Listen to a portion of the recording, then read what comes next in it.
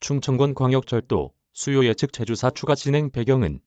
그럼 대전시청 출입하는 송민석 기자와 좀 더 자세히 짚어보겠습니다. 송 기자, 앞선 기사에서 보면 충청권광역철도 1단계 사업 예타 통과 당시에도 대전 트램은 이미 건설이 계획된 상태였단 말이죠. 선뜻 이해가 안 되는 측면이 있어요. 도로와 철도 관련 정부의 예비 타당성 조사 지침을 보면요. 예타 결과에 영향을 주는 사업을 나중에 진행할 가능성이 있을 때 예타를 시나리오별로 하도록 하고 있습니다. 그래서 충청권광역철도 1단계 사업 예타도 대전 트램을 건설하는 경우와 건설하지 않는 경우 두 경우를 조사한 건데요. 팅시, 가수원에서 서대전역까지 노선이 겹치기 때문에 트램이 건설될 경우 경제성이 떨어져서 예타 통과가 어려운 것으로 결론이 났고요. 반면 트램, 그러니까 대체나 경쟁 교통수단이 없다고 가정한 이번 시나리오에서는 경제성이 높아서 예타 통과가 가능했던 겁니다. 당시에 트램 건설 계획은 있었지만 사업이 확정된 게 아니기 때문에 이번 시나리오에 따랐던 건데 2019년에 대전 트램이 예타 면제 사업으로 선정이 되면서 사업이 확정이 됐지 않습니까? 따라서 지금이라도 수요 예측 제조사 과정을 거치라는 게 감사원의 감사 결과입니다. 말씀하신 것처럼 트램 사업이 확정된 게 2019년입니다. 3년도 더 지난 일인데 이게 왜 이제서야 문제가 된 겁니까? 대전 트램은 2019년 문재인 정부의 국가균형발전 프로젝트 사업의 일환으로 예타를 면제받았습니다. 당시 예타의 벽을 넘지 못하던 전국 23개 사업이 혜택을 받는데요.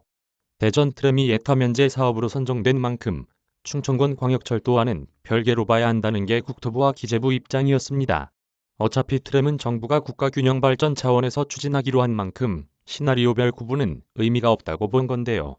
하지만 감사원은 이 같은 의견을 받아들이지 않았고요. 원칙대로 사후관리를 하라고 지시한 만큼 대전시도 이참에 이 문제를 말끔히 정리하고 넘어갈 필요가 있어 보입니다. 이번 논란의 본질은 사실 트램과 충청권광역철도 일부 노선이 중복되기 때문이잖아요. 사실 이 문제가 불거진 건 이번이 처음이 아니지 않습니까? 충청권광역철도 1단계 사업이 예타를 통과한 게 2015년 11월이었는데요. 당시에는 트램 노선이 확정된 상태가 아니었기 때문에 지금과는 반대로 가수원 사거리에서 서대전역까지 4.8km 구간이 오히려 트램 노선에서 빠지는 거 아니냐, 이런 우려가 제기가 됐었죠. 이 지역 주민들의 강한 반발에 부딪히자 대전시가 트램의 노선 변경은 없다고 다시 한번 못을 박았고요. 그래서 지금의 트램 노선이 이때 완성이 됐습니다. 다만 이렇게 되면 반대로 트램의 예타 통과가 어려울 수 있으니 당시 대전시가 트램을 노선 중복이 없는 1구간과 2구간으로 나눠서 착공하고 완공은 동시에 한다는 꼼수 아닌 꼼수를 내놓기 했었는데요. 이후에 대전시가 순환형 트램을 계속 추진하고 결국 예타까지 면제받으면서 수면 아래로 가라앉았던 난제가 3년여 만에 다시 불거진 셈입니다. 다시 충청권광역철도 얘기해보죠. 수요 예측 제조사 결과 안 나오면 정말 최악의 경우 타당성 제조사까지 받아야 하는 겁니까?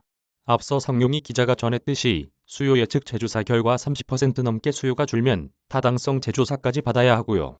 이럴 경우 사실상 사업을 처음부터 다시 시작하는 셈이 됩니다. 하지만 그럴 가능성은 높지 않아 보이는데요. 기재부가 감사원에 보낸 의견을 봐도 충청권광역철도 1단계 사업 기본계획이 이미 3년도 더 전에 고시가돼서 지역 주민들이 사업 추진을 인지하고 있다는 점을 분명히 했습니다. 또 중복된다는 노선도 이걸 확대해서 자세히 들여다보면요.